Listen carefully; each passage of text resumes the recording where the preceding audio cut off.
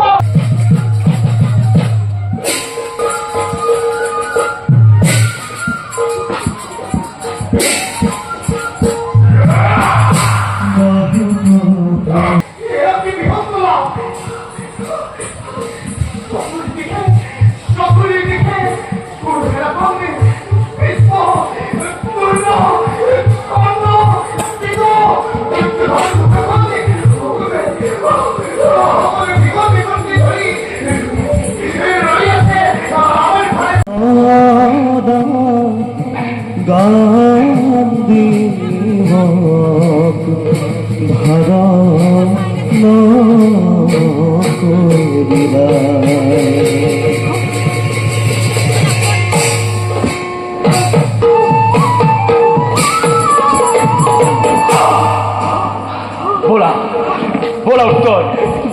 হারথ হই মূরথ প্রত্যক্ষ করা মূর পরাক্রম বলা বলা উত্তর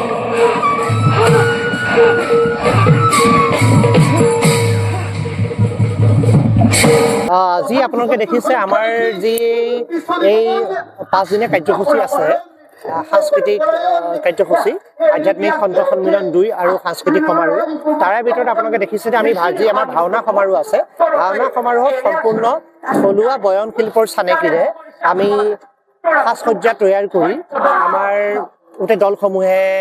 ভাওনা প্ৰদৰ্শন কৰিছে আৰু সেইখিনি বস্তু আপোনাৰ যিখিনি সাজসজ্জা কৰিছে আৰু এই দলসমূহ আপোনাৰ অসমৰ বিভিন্ন প্ৰান্তৰ পৰা আহিছে ধেমাজি দুলিয়াজান গোলাঘাট আজি আপোনালোকে দেখি আছে আমাৰ কোঁৱৰপুৰ শিৱসাগৰৰ সকলোৱে এই যে আমাৰ আচলতে এটা জাতীয় দায়িত্ব যে আমাৰ যদি স্বকীয় বৈশিষ্ট্য যদি নাথাকে আমাৰ সাজসজ্জাত ভাওনাত তেতিয়াহ'লে আমি আমাৰ ভাওনাভাগিক ৰাষ্ট্ৰীয় মৰ্যাদালৈ নিয়াৰ ক্ষেত্ৰত এটা অন্তৰায় হিচাপে থাকে সেই বিষয়টো আমি অনুধাৱন কৰি বিভিন্ন বিজ্ঞজনৰ মতামতবিলাক আমি শুনি আমি আমগুৰিৰ ভূঞাহাটৰ এই শিৰোমণি সমন্বয় ক্ষেত্ৰৰ পৰাই আমি এই বাৰ্তা দিব বিচাৰিছোঁ যে এটা ছাষ্টেইনেবল ইক'চিষ্টেমো হ'ব পাৰে যাৰ যোগেদি আমাৰ থলুৱা বয়ন শিল্পই চানেকিৰে এটি আমাৰ ভাওনাৰ যি ড্ৰেছ পোছাক সেইখিনি হ'ব পাৰে সেইধৰণে আমি কৰিছোঁ আৰু ইয়াৰ লগতে আমাৰ বহুতখিনি কাৰ্যসূচী আছে এটা অতি আকৰ্ষণীয় কাৰ্যসূচী আমি আপোনালোকক দেখাব বিচাৰোঁ এই আপোনালোকে দেখিছে এইফালে যদি চাই আমাৰ সম্পূৰ্ণ বিধানসভাখনৰ এটা গেটআপ বনাইছোঁ তাৰমানে অসমৰ ইতিহাসত চাগে এইটো প্ৰথমবাৰৰ কাৰণে হ'ব বিভিন্ন তেলেংগানা বা ইত্যাদি ৰাজ্যত এইবিলাক হৈছে আমি সম্পূৰ্ণ অসম বিধানসভাৰ এটা আৰ্হিমূলক প্ৰতিবিম্ব ইয়াত তৈয়াৰ কৰিছোঁ ভিতৰে বাহিৰে বিধানসভাখন দেখিবলৈ যেনেকুৱা হয় তেনেকুৱা ধৰণে নিৰ্মাণ কৰিছোঁ আৰু 126জন ছাত্ৰ ছাত্ৰীক আমি বিধানসভাৰ একোজন সদস্য হিচাপে বিধায়ক মন্ত্ৰী হিচাপে উপস্থাপন কৰিব বিচাৰিছোঁ আৰু কালিলৈ তাৰ আচল বস্তুখিনি আপোনালোকে দেখা পাব আৰু তেওঁলোকে এখন আমাৰ সাংস্কৃতিক বিষয় আৰু আধ্যাত্মিক বিষয়ৰ বিল এখন কেনেকৈ উত্থাপন হয় এই বিল এখন উত্থাপন কৰা বিলখনত কেনেকৈ বিতৰ্ক হয়